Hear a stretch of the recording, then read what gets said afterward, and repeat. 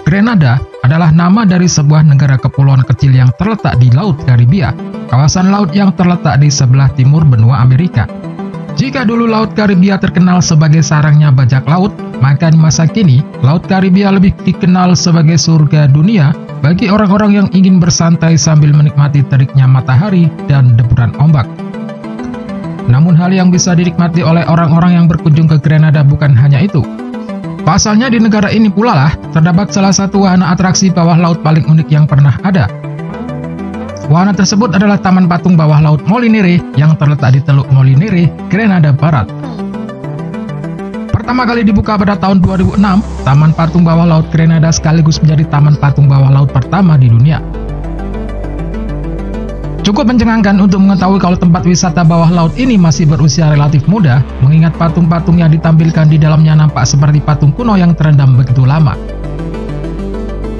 Taman bawah laut ini sendiri didirikan oleh Jason DeCaires Taylor yang berprofesi sebagai fotografer bawah laut, pematung dan pelestari lingkungan.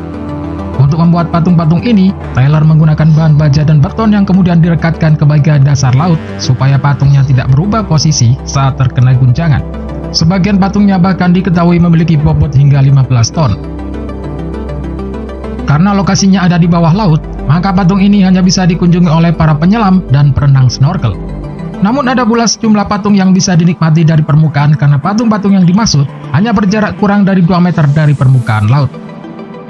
Layaknya patung-patung yang dibuat oleh seniman profesional, patung-patung yang dibuat oleh Taylor memiliki maknanya sendiri-sendiri. Vicissitudes misalnya. Patung yang hanya berjarak 5 meter dari permukaan laut ini menampilkan sosok anak-anak yang saling bergandengan tangan dan membentuk lingkaran. Vicissitudes dibangun sedemikian rupa untuk menyimbolkan perubahan alamiah yang dialami oleh patung ketika makhluk-makhluk laut menjadikan patung ini sebagai tempat tinggalnya yang baru. Layaknya anak-anak yang sering bertambahnya usia akan beradaptasi dengan lingkungan sekitarnya.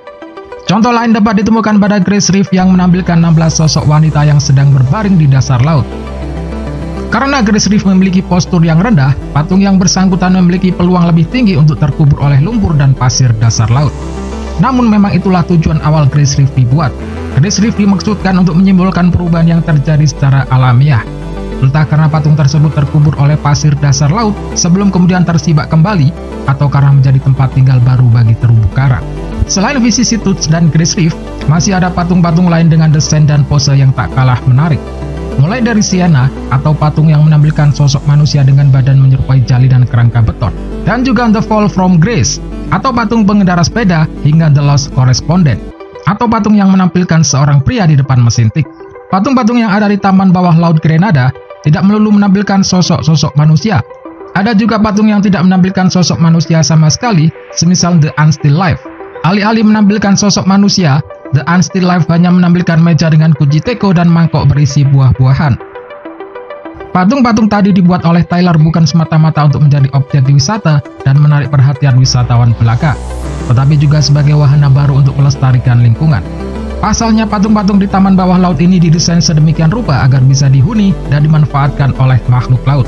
Hasil kerja keras Taylor nampaknya tidak sia-sia. Pasalnya galeri patung buatannya kini sudah dinobatkan sebagai Taman Laut Nasional yang berperan penting dalam proses pelestarian ekosistem laut setempat.